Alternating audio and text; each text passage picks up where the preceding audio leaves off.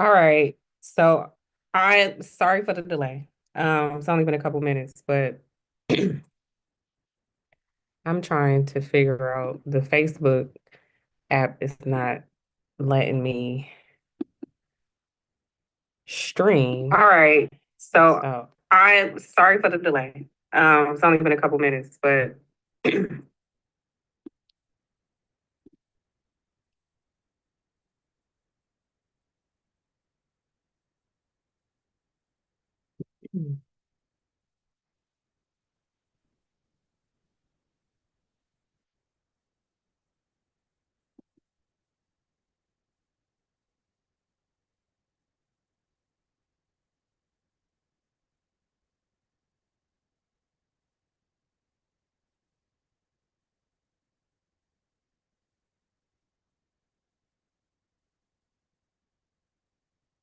all right, let me get my Facebook together and then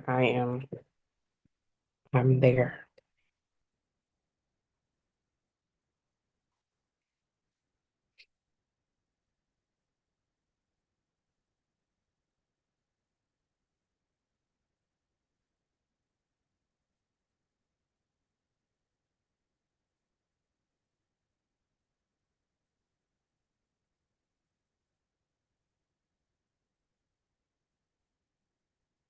My goodness. Like, Facebook is giving me a hard time just to go live. Connect video source, complete details. I did do this. Mm-hmm. Mm-hmm. That's done. I don't need the screen share. Yep. No. Stream setup. That's done. What do Facebook want from me? All right, anyway, I'm not going to delay because I'm really excited to talk about this. And I do this stuff ahead of time, but like this is like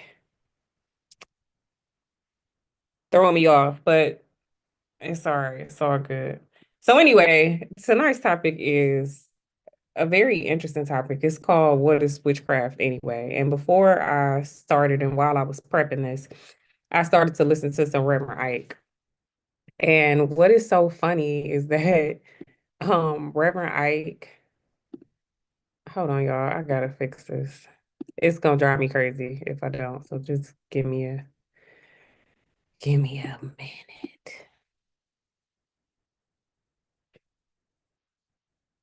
Because my Zoom software is I'm not sure why. And it's saying start screen share window entire screen. I don't need to share any of this. All right, it's not letting me be great. So anyway, this topic is very, I wouldn't say that it's sensitive, but let me get back to what I'm saying about Reverend Ike. So I was listening to Reverend Ike to prepare for this, just like a meditation, so to speak. And when I turned on the second video that I watched, it was Reverend Ike saying that worry is witchcraft. And I was like, wow, like I'm like real tapped in, right? Because like what's the odds of him saying that? And I'm actually going to share my screen and I want to show you all that clip so that you can hear it. So let me go to YouTube. Here it is. Converting the God-given creative power of mind to ungodly, ungoodly action. This a sentence yourself to punishment. The verdict is yours.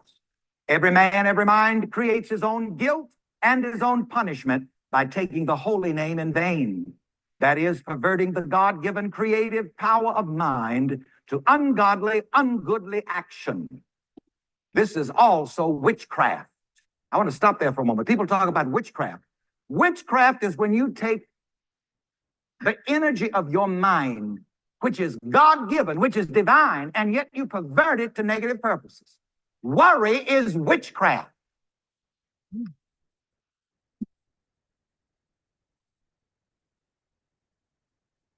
So I'm gonna stop there because we're gonna talk about why he says that worry is witchcraft and like how we even came to this point that we are doing this live talking about witchcraft and what is witchcraft anyway. So from a very young age, I have always been interested in astrology, numerology as I got a little older. I think when I got in college, I started to get a little bit more interested in like tarot, but I've always been interested in like mysticism. And I am a Christian. I was baptized when I was 11 years old, went to church regularly with my grandmother. I still actively attend church, a Christian church. Mysticism has allowed me to gain a closer relationship with God, right? Because it's the energy. God is omnipotent, omnipresence. And so I have used astrology, I've used numerology, I've used tarot sort of just as an energy sort of read, and I have also helped people to navigate their birth charts for them to learn more about themselves, the placements in their charts, their north node, which the north node is in alignment with what your purpose is in this life. The south node is things that you are letting go from your past. The north node is what you are here to look forward to on this earth, because I always say how earth is a school for us souls. So the north node shows you sort of the direction in which you are headed. And there are just all these very interesting things about astrology, numerology, human design, and tarot is directly connected to astrology. So it's connected to the planets, it's connected to the stars, and the stars is of God creation. And so there's been like a couple incidences, probably more, where I have been misjudged because I have had that interest.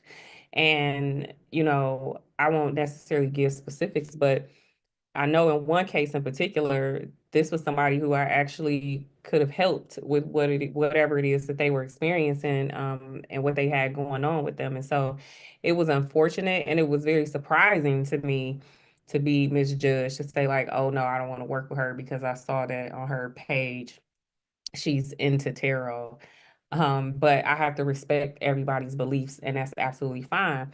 But then, like, the last sort of time it came up, I was like, wait, like, what is this? I literally had to go and look up what witchcraft was, because it wasn't something that I was familiar with. I mean, I've heard the term before, of course, but I've never really used the term, and I've never associated anything that I have done or have been into as witchcraft, and so it was just very, I mean, when something like that comes up, and it kept coming up because I saw a pastor talking about it, but he wasn't talking about it necessarily in a negative way.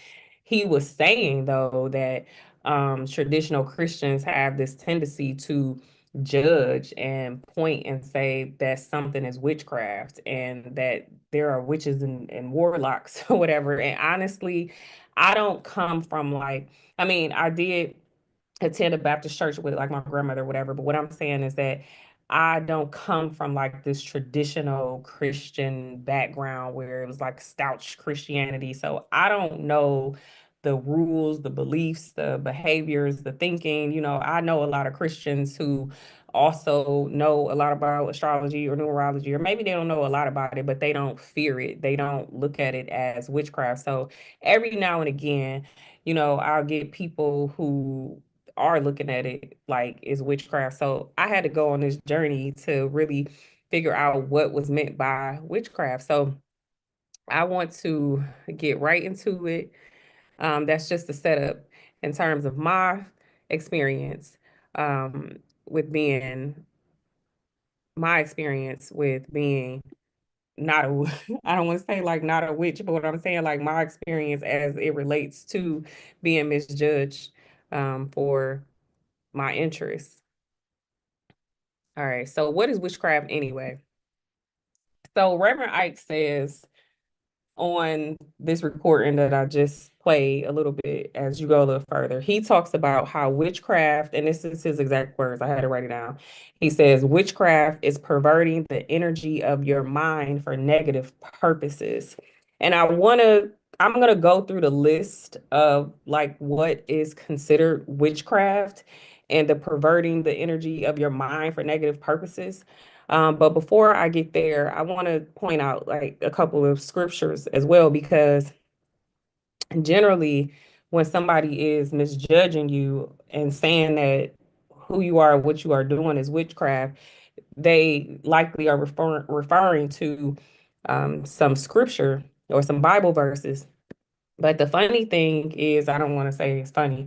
In my earlier journey, like my very early journey around spirituality and trying to understand the Bible, and I mean this from like when I was a kid on up to maybe 10 years ago, right?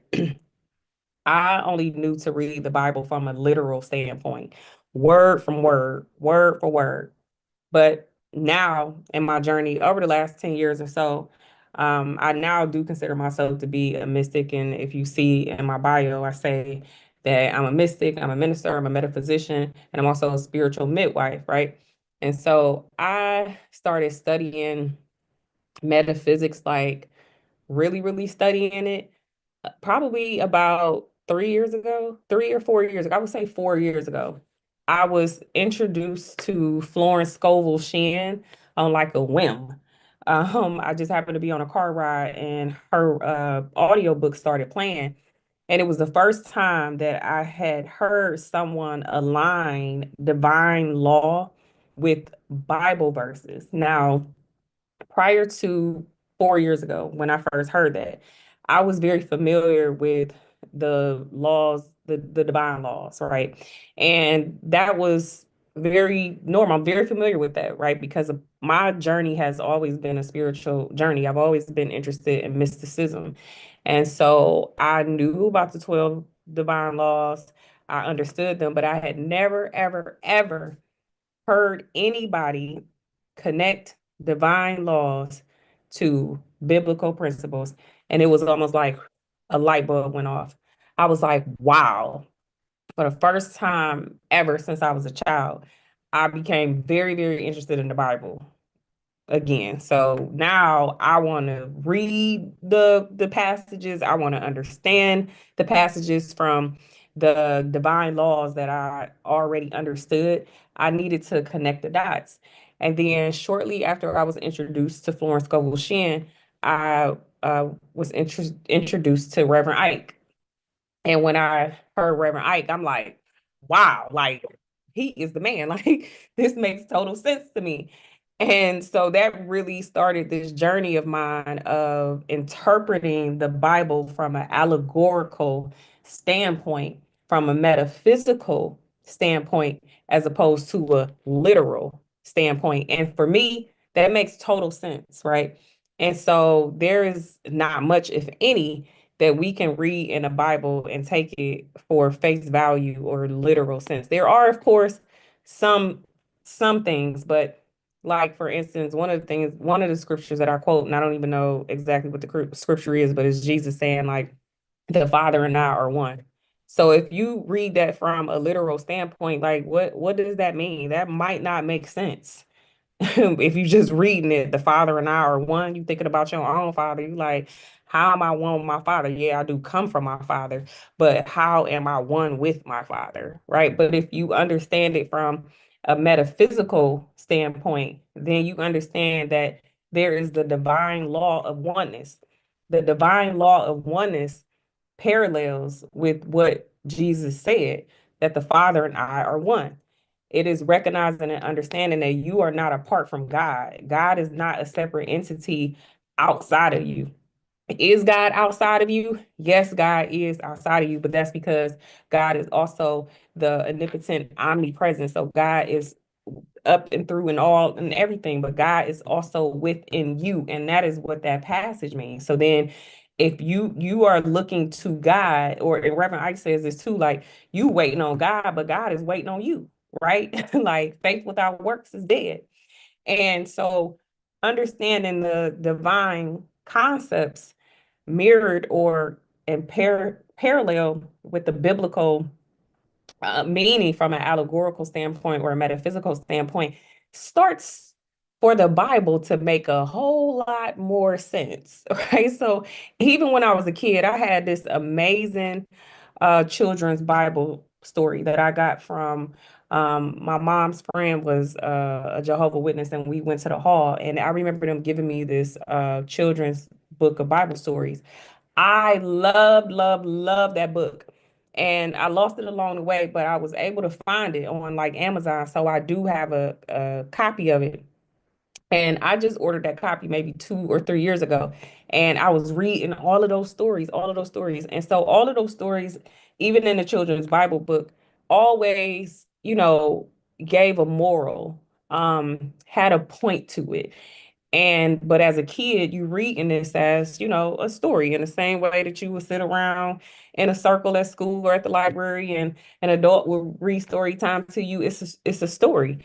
But when I came into the metaphysical understanding, and believe me, I'm still quite early on my journey still. As I said, I just really got introduced to the more metaphysical side of things only about 4 years ago. So I'm still learning, of course. I can't just quote scripture like that. I might not know what verse it comes from, but I'm very interested in continuing on my journey and my studies to learn more, because this is very interesting to me. So there are all of these passages in the Bible that we know and we take for face value. And some of those face value passages or parables, you can read them as is, but most of them you have to interpret them because the Bible is full of metaphysics. So the Bible is full of numerology, the Bible is full of astrology, but we haven't been trained. I don't want to say conditioned because that's what I was about to say. But we haven't been trained to see through those metaphysical eyes or put that metaphysical lens on when we are reading the Bible. So that brings me back to these verses as it relates to witchcraft and what some people might reference when they saying that somebody is doing witchcraft. The first one is Galatians 5:20, where on the surface, that's the literal meaning. The surface meaning, and let me read the scripture.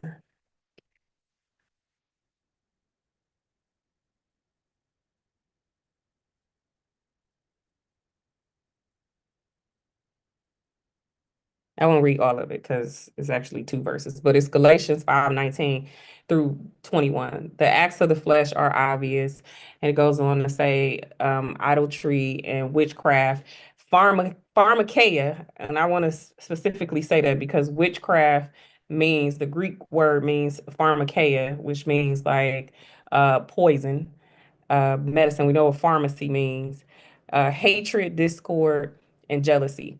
So the metaphysical meaning of that this isn't about using some herbs or reading a chart. It's about the mental, emotional, and spiritual energy to manipulate, deceive, or control. Back to what Reverend Ike said and what his definition of witchcraft is. Witchcraft is perverting the energy of your mind for negative purposes. So even in the verse, the Galatians verse, that's what it's talking about. It's talking about using your mind, the mental energy to manipulate, deceive, or control. Witchcraft in that passage specifically means misusing energy to dominate others or pervert free will. And that could look like emotional guilt tripping, speaking curses. And what it means to speak curses is gossiping and lying. You're trying to manipulate the energy. So you're trying to manipulate the way someone else might view another person or view a situation. And that is speaking curses because the power lies within the tongue. And we know the verse that says that life and death is in the power of the tongue, and that is no different here. When we speak, we are casting a spell, so we want to speak good, and so that is a part of metaphysical teachings, which is why metaphysical teachings teach about speaking positively, affirmations and denials. And that's a constant concept that we as metaphysicians talk about and we teach, that you have to affirm positive things. So you have to say that. But if you are using your energy to, like, for instance, another, it can also look like control masked as love. I just said something on Facebook the other day about, like, if you might be confusing control with love, where you saying like, oh, I'm just trying to look out for you. I'm just trying to protect you. Like, no, you trying to control me. And that's a totally different thing. So we have to, I'm not going to say we have to be careful. We have to be mindful. So witchcraft is a mindset. It's not a ritual. The next verse is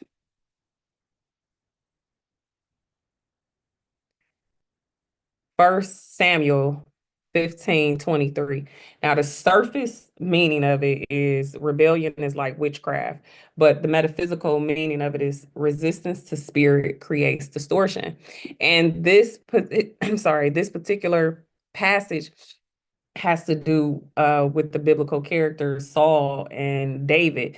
And God was instructing Saul to do certain things to his will, but Saul wanted to do things to his own will. And so his disobedience and his continuous disobedience is what uh, is what the verse is talking about. For rebellion is the sin of witchcraft, saying that you rebelling against me and constantly rebelling against me is is the sin of witchcraft, because you are manipulating the energy so that you feel justified and you doing what it is that you doing. You're trying to manipulate what I'm actually trying to bring to you and say to you, because you want to do what you want to do.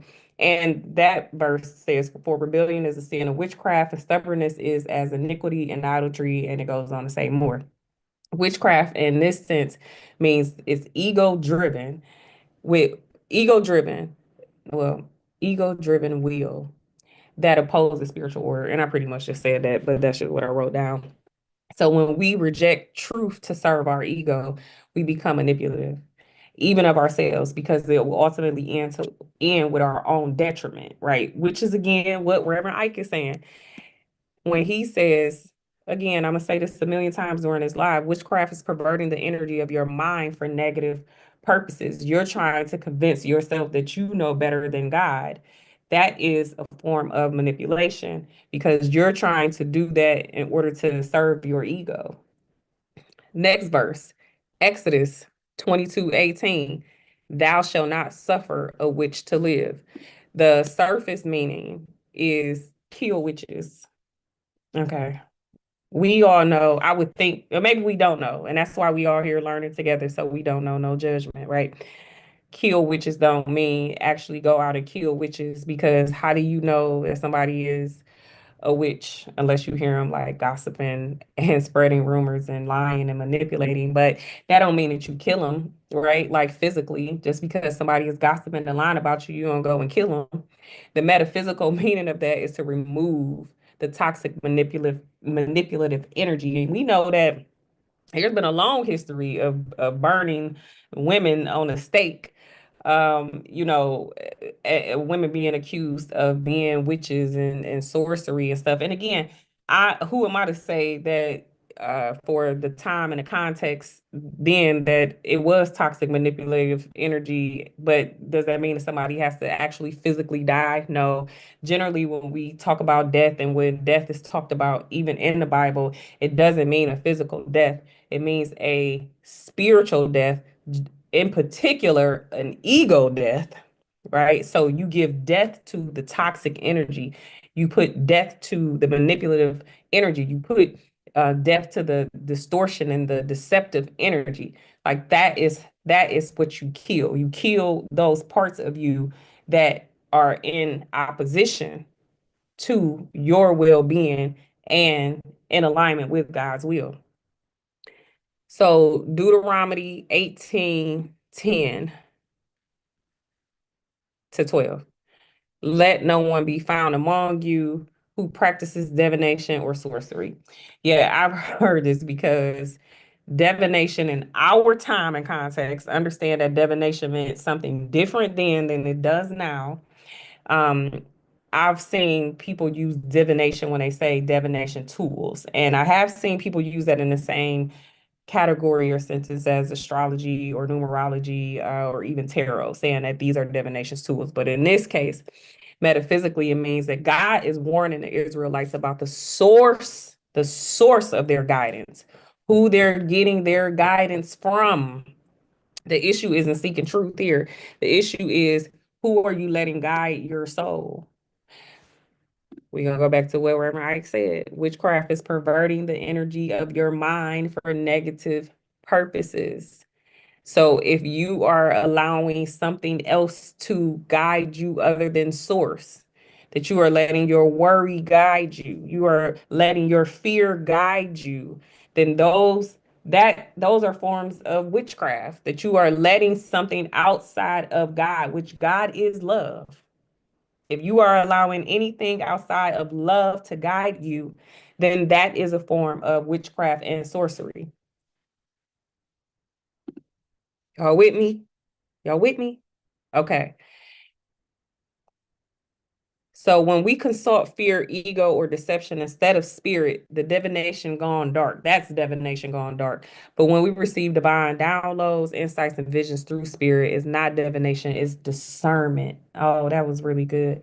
It's the difference between are you able to discern what is guiding your soul, if that's God that's guiding your soul, or you are allowing something else to step in to guide your soul. And I'm gonna be very honest, as I'm going through this, it's like I recognize in ways where I may have did witchcraft on myself according to how this is being laid out, right?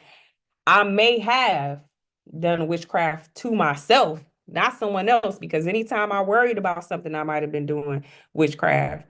I don't gossip. I really don't have self-doubt. I don't have envy, comparison. We're gonna get to all of these, but the next verse is Acts 16:16. And it says a slave girl had a spirit of divination. Paul rebuked the spirit. The metaphysical meaning of that is that Paul didn't rebuke the girl, he rebuked the spirit that was using her for profit. That passage is about spiritual exploitation. Not all divination is evil. But when people are manipulated or abused for the gifts, that's when it becomes bondage. So I really, really, really felt that it was important to go over the main scriptures that people quote when they talk about somebody doing witchcraft. When the truth is, if you worry, you doing witchcraft on yourself. If you gossiping, you doing witchcraft on yourself. You should write these down too, because it's like 12 of them. 12 is a magical number. All right. Worrying is witchcraft because it is you mentally rehearsing what you don't want. It's like manifestation in the reverse. It's you. I heard a quote too that said, like, worrying is praying for what you don't want. So you are placing faith or replacing faith with fear. And again, that go back to that verse that says when you replace something from when you allow something else to guide you outside of God is witchcraft. And that's according to the scripture. When you allow something else to guide you. So if you are allowing fear to guide you, because God is not fear, God is love. Two, gossiping, casting spells over someone's name and image through distorted words. Your words are energy, and gossip is verbal sorcery because our words are a boomerang, right? Whatever we put out there, it comes back to us. So if you are speaking ill on someone, that's gonna come back to you. It's just gonna come right back to you in whatever way. Somebody gonna look at you the way that you talking about people out here. They're gonna look at you that way. The third is self-doubt, telling yourself that you're not good enough, that you're not ready, that you're not worthy. And a lot of people suffer from this. And we think that we are just trying to humble ourselves and we just don't shrink ourselves because we don't really want to stand out. But that's really sabotage. You're really sabotaging yourself with that. Four is envy or comparison, wishing that you had what someone else had or assuming that someone's life is better when really you are just rejecting your own divine blueprint, and that rejection blocks blessings. Like, that is so true. The thing about that is you don't want to be nobody else. You don't want nobody else's life because you have no idea what that person had to go through. I was talking to this man up at the park who I see all the time. I have known this man for probably 5 years. And he's just somebody that I see passing in the park all the time. And we stopped and talked a bunch of times. And the last time that I seen him, he, just started telling me his life story. Now, he's an older gentleman, probably close to 80. And he was telling me some very like wild stories, I mean, things that he's had to overcome, tragedies that he's faced in his life. And I was just thinking, like, wow, like, I just would have never known that about you. Like, I don't know how it is that we think that people are supposed to be, or what do we think other people's lives are like, or maybe we don't think about what other people's lives are like. But it's always amazing to me to hear somebody's story, and I'd be like, wow, like, you overcame that. Like, goodness, like, you are strong. Let the weak say I am strong. That's something you could take literal in the Bible. Let the weak say I'm strong. But like, I've known this guy for all this time, and you could have never told me that he's dealt with suicide. I mean, he said he literally drove his bike off the bridge, right? And he's still alive and can live to tell it. You just don't know. And so there is no reason to envy or compare your life to somebody else's when you have your own divine blueprint. You have your own purpose. You have your own gifts. You have your own skills. You have your own everything. You don't need to try to be somebody else or take somebody else's, or think that that person got something that you don't, because that's not true. Another form of witchcraft, this is number 5, is people pleasing. And I know a lot of people suffer from that because people suffer from codependency. And I used to suffer from codependency as well, too. And I actually created a digital product for people who are suffering from codependency. It's called Healing Codependency, is basically what it is, but it's a lack of boundaries. But my notes say mentally calculating who you need to become to avoid rejection. Wow. That is so tiresome when you think about it. I'm gonna read that again. Mentally calculating who you need to become to avoid rejection. That's shape shifting rooted in fear, not love. You betray yourself for approval, and that is psychic distortion. Wow. Witchcraft is people pleasing. This is so interesting because, excuse me, this is so interesting because, man, the truth will piss you off. Wait, what's the quote is the truth will set you free, but first it'll piss you off, right? Because think about all the times in your life that you was a people pleaser, and who would have been able to tell you that you doing witchcraft, or that's a form of witchcraft? Because as Reverend Ike said, witchcraft is perverting the energy of your mind for negative purposes. And so you are using your mental energy to avoid rejection. But why would you want to avoid rejection, especially if that rejection meant that you would be more true to who you are as a person? If I'm going to be true to who I am as a person, that might mean that some people will reject me. And I had to get to that point to understand that and be okay with that. Like, I am going to be myself, and I'm absolutely okay if you don't like it, or if you are rejecting who I am or who you think I am. That is absolutely fine. But there was a time in my life where that was important to me, and I didn't want to be rejected by that. Number 6, overthinking, also called analysis paralysis, where you think to the point where you just can't even do nothing no more. That's a form of self-sabotage. You are essentially saying that you are not enough. And that is perverting the energy of your mind for negative purposes, because you are enough. You are more than enough. You don't need to do anything else. There's no more planning that you need to do. There's not more goals that you need to make when you haven't finished the ones that you already have in front of you. You don't need to do more because you are already enough in who you are right now, today. And once you start to accept that And you have to affirm that. And there might be thoughts that come up in your mind, and you got to shoot them down. You got to deny them.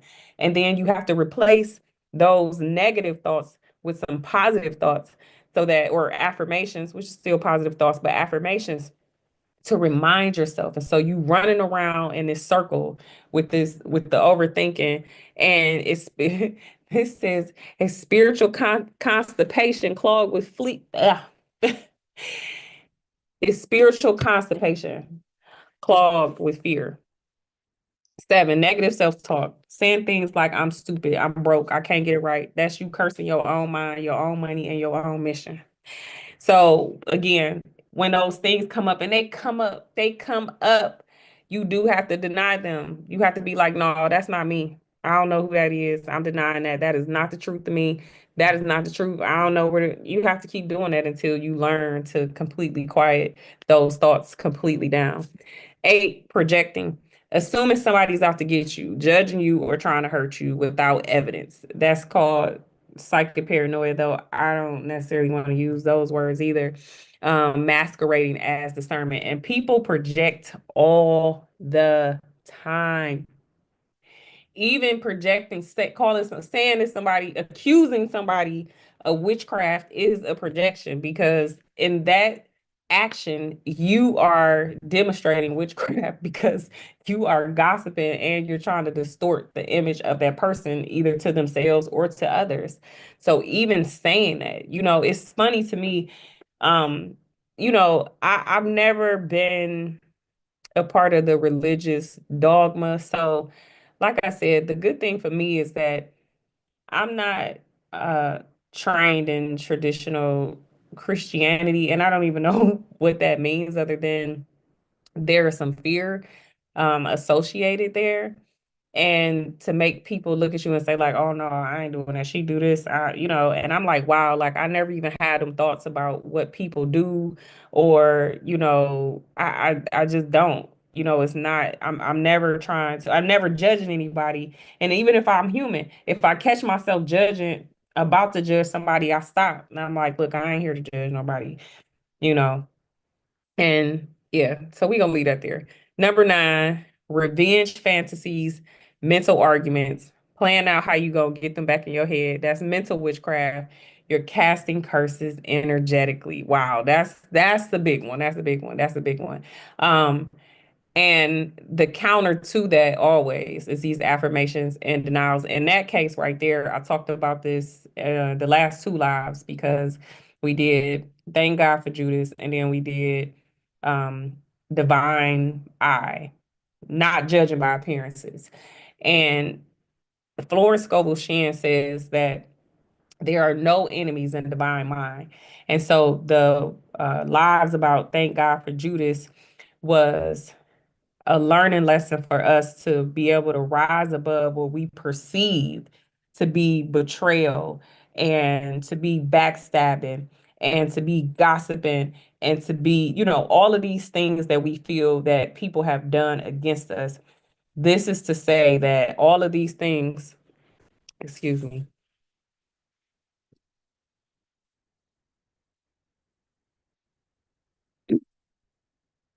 I needed some tissue. I'm battling a little something right here.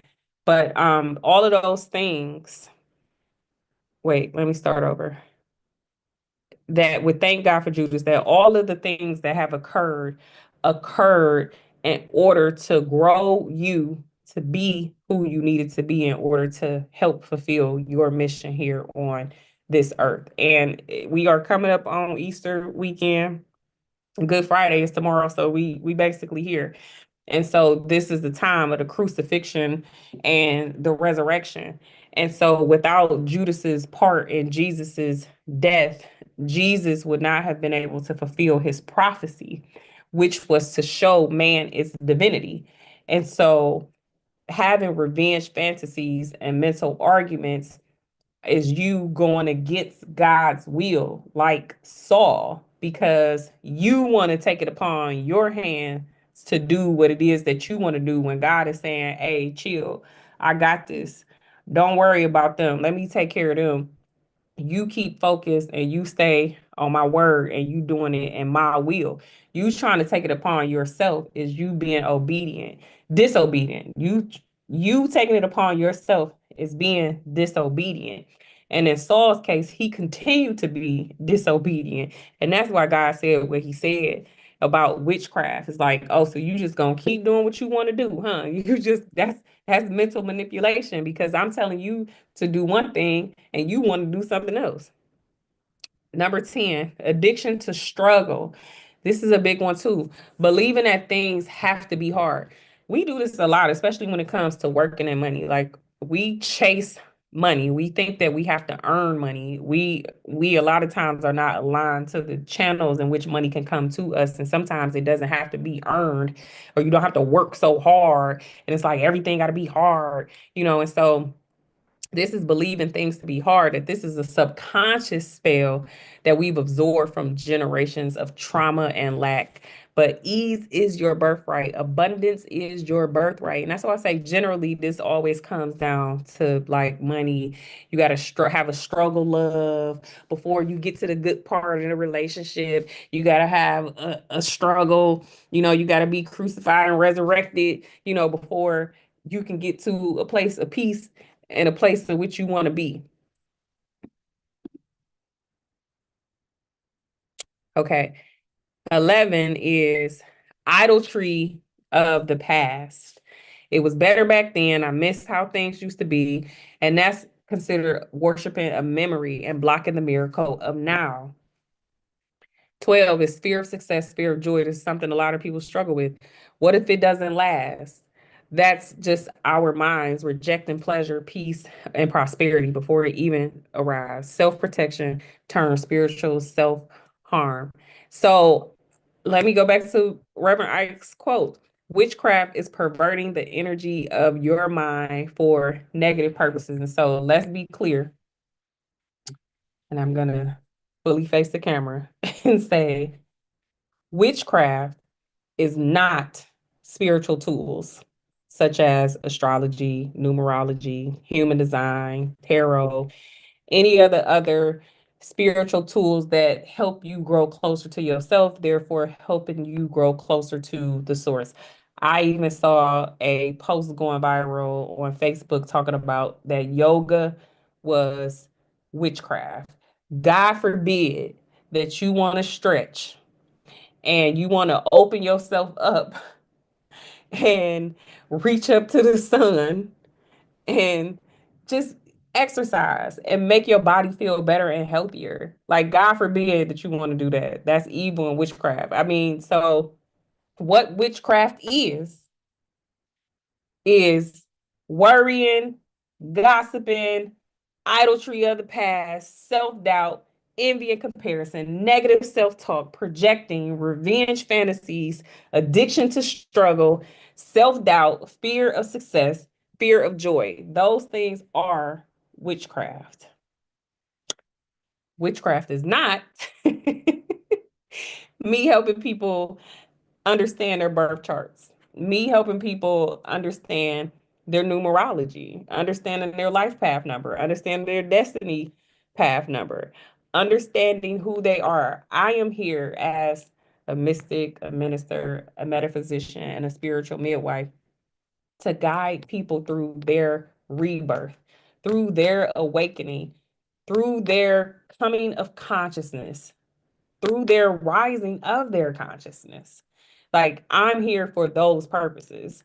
So when people reach out to me and they like, man, I'm struggling. I need to know this about myself, or I don't know where I want to go. I don't want to do, or I'm healing from this, or I got this going on. Then my role is to say, like, wow, I have all of these tools. I have all of these products. Which ones can I curate just for you to support you? And so while one person might come to me and they might not need any of the astrology, numerology stuff, that might not be what they're interested in, what they need to know, whatever. That's fine. I have so many different tools to support people, but somebody else might come to me and that might be the thing that they want for where they are now in their conscious journey, in their spiritual journey. I'm not here to judge anybody on where they are on their spiritual journey. I'm still growing. I'm still learning.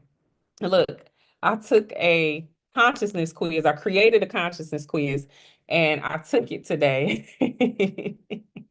And I mean, I'm pretty,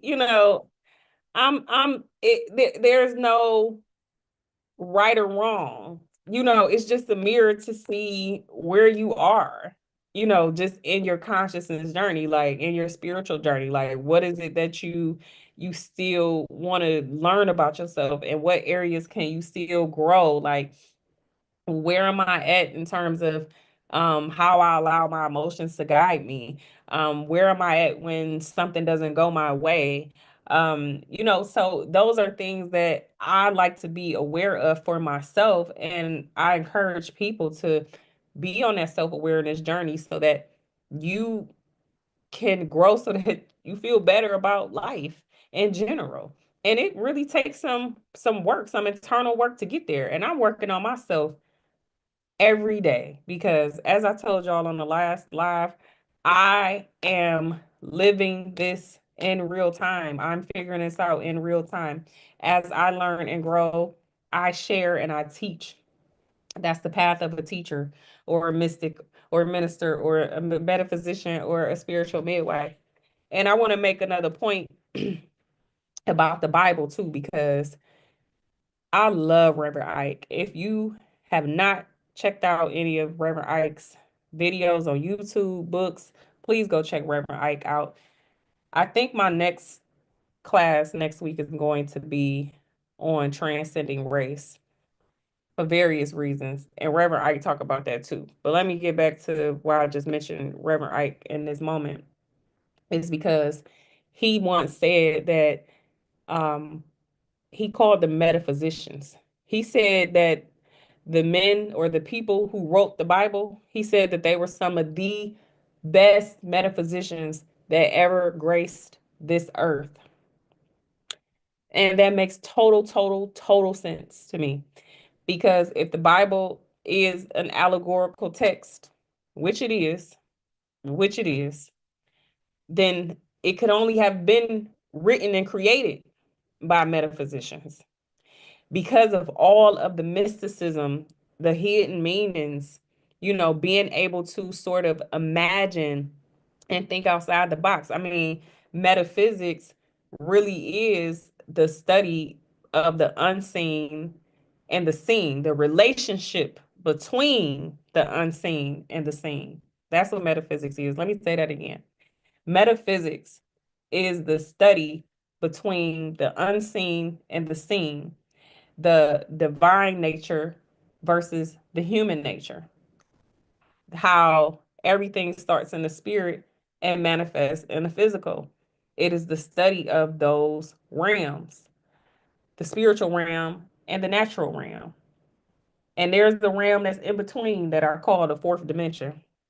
And that fourth dimension is where these tools that I use sit.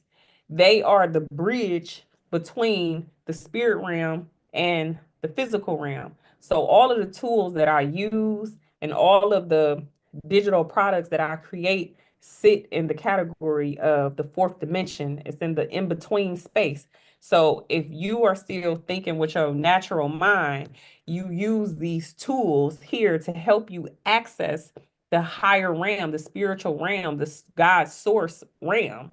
And that is how I ended up getting into metaphysics, mysticism, and using these spiritual tools, is because I had a desire to connect greater and more with God, with the Most High. And these were the tools that I used on my journey in order to bridge that gap between the 5D, that's the higher realm, the spiritual realm up here, and the 3D.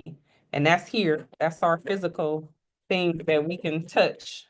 The seen and the unseen. The ethereal and the physical. So metaphysics is the study of the unseen and the seen. And then again, that middle ground, that fourth dimension, that's how we keep one foot here on earth and one foot in heaven. And that's in the Lord's Prayer too, right? Our Father, who art in heaven, thy kingdom come. And then it says, as in her, I'm sorry, and it says, as in earth as it is on heaven. As in heaven as it is on earth. In heaven as it is on earth. Heaven first and then on earth. But in metaphysics, there is a way to collapse the unseen and the seen. And that right there is what Jesus was talking about when he said, the Father and I are one. He's talking about collapsing the 5D to the 3D, that heaven becomes on earth. Jesus was in his Christ consciousness. He understood so fully about his relationship with God, and he wanted to share that with the world. He wanted to show man his divinity because he collapsed that. He didn't need the fourth dimension tools. He didn't need any of them tools that I've been using, right? I'm using those tools to help myself get to God. He didn't need them tools, and he might have used them at some point in time. I don't know. Haven't got to that part of the Bible yet, or haven't read that. But Jesus was able to collapse the time and be one with Source, and that's a hell of a journey. Because let me tell you something. I'd have been through a lot already, and I ain't where Jesus is at, you know. Um, so that really concludes my